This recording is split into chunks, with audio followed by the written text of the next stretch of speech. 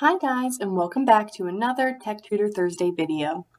This week we are covering how to create and use an email account using Gmail.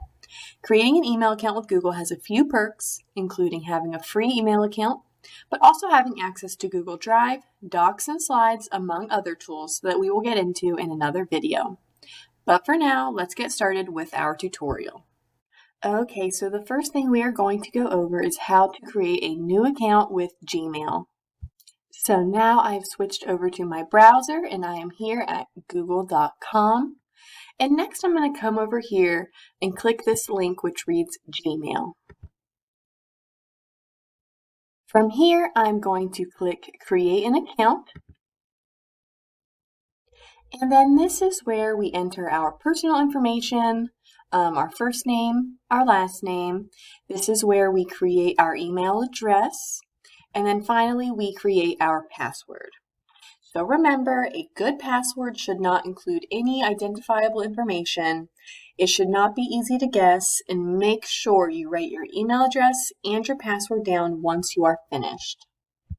After you enter this information, you'll just click Next right here.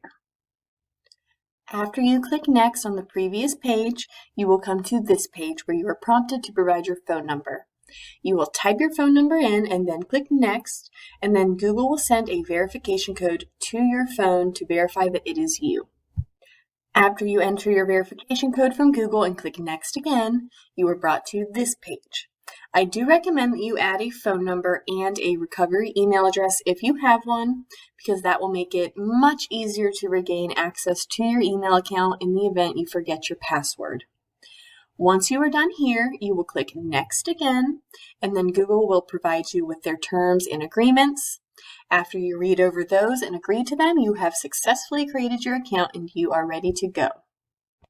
Okay, so right after you initially create your account, you will automatically be signed in, but I am just going to quickly demonstrate how to sign into your account later.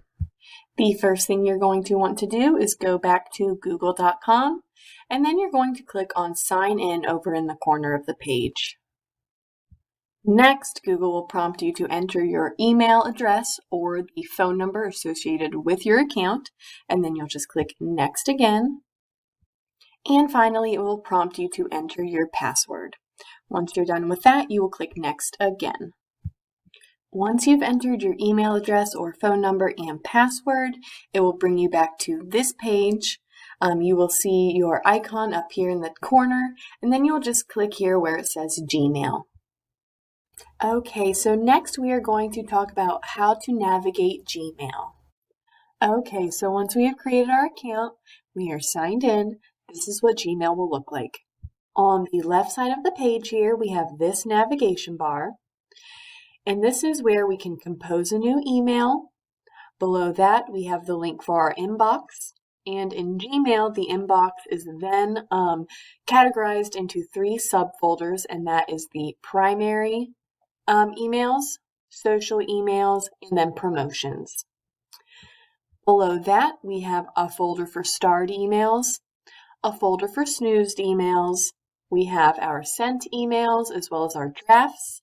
And then if we scroll down a little bit, we have this link that reads More.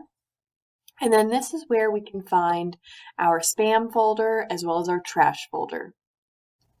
At the top of the page right here, we have a few more options. The first one, this icon here, lets us select or deselect all of our emails in our inbox. Next to that, we have a refresh icon so that we can refresh our inbox, see if we have any new emails. And then next to that, we have this little menu that reads More. So here we could mark all of our emails as read. When we have more emails in our inbox, typically there will be arrows right here so that we can move from page to page within our inbox. Now we are going to go over how to send an email in Gmail. The first thing that we are going to do to send a new email is come up here and click this button which says Compose. Next, we will type in the email address that we'd like to send our email to in the To form. And then we would type in the subject of our email right here. And then below that, we would type out the body of our email. At the bottom of the page here, we have a few more options. So this first one is going to allow us to change the font of our email, the font size, and then we could even use bold lettering, we could underline things, etc. Next to that, we have this paperclip icon. So this is what allows us to attach files to our email. So if we have a photo or a Word document saved to our computer, this is where we would come to attach that photo or Word document to our email. Next to that, we can insert a link into our email. And then next to that, we can insert emojis. This right here is the Google Drive icon, so I will get into this more in a later video, but if we are using Google Drive to save our photos or to create documents, this is where we would come if we wanted to attach one of those photos or documents to our email. Next, we can insert photos into our email, so this will give us the option to either upload photos from our computer or search the web for photos. Next, we have this confidential mode. So if you are sending an email that you would like to be private, you could click here. You can set the email to expire in a certain number of time. And then this just tells us that when you use confidential mode, your recipients won't have the option to forward, copy, print, or download the email. At the bottom here, we could also require a passcode so that the recipient needs a passcode to access the email you sent. Next, we can add a signature into our email, and then we have this trash can icon over here so that we can discard the draft if we end up changing our mind. If we just click this little X, it will save over here to our drafts. So if you don't want it to save to drafts, this is what we would use, the trash icon. Once you're all done and you're ready to send your email out, you would just come right here and click send.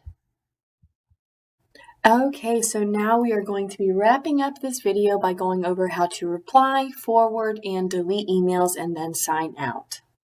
Okay, so the first thing I'm going to point out about deleting, forwarding, replying to emails is that we can quickly delete, archive, snooze, and mark emails as unread by just hovering over the individual email and then coming over here to these options.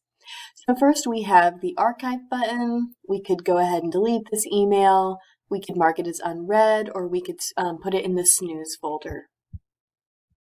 If we go ahead and click on the email, at the top of the page we have many more options. First, we could use this arrow to go back to our inbox. And then again, we have the archive icon. We could report the email as spam. We could delete it. We could mark it as unread. We could put it in the snooze folder. We could add it to our tasks. We could move it to a different folder in our email account, or we could put a label on it. To reply to the sender or forward the email to someone else, we would just scroll down to below the email body. And then here we have the buttons to reply and forward. So if we click reply, this little form pops up at the bottom of the page. We have the same options as we did when we composed a new email. The only difference is we're just replying to this sender, so we don't have to enter the email address or a subject. So we would just type the body of our response email here and then click send. If we wanted to forward the email onto someone else, we would just click forward, and then we would type in the email address we'd like to forward the email to, and then if we wanted to, we could add a message here in the body, and then when we're all done, we would just click send again. Once you are all done, make sure to sign out of your account. This is especially important if you are on a public computer, like a computer at the library, but it is always good practice to just go ahead and sign out once you are finished using your email. All you're going to do to sign out of your account is come up here to this round icon in the top right-hand corner of the web page. This could either be a photo like I have, or this could be your initials. You're just going to click on this and then come down here and click sign out. Okay, so that concludes this week's video about creating and using Gmail. I hope you found it helpful and informative, and if you have any more questions, please feel free to reach out to me by sending me an email at kcottrell@scolibraries.org. Coming into the library during drop-in hours on Mondays and Wednesdays from 10 a.m. to 12 p.m. or Fridays from 2 p.m. to 6 p.m. Or you can make an appointment for free one-on-one tech help by sending me an email, calling the library, or stopping into the circulation desk at the library.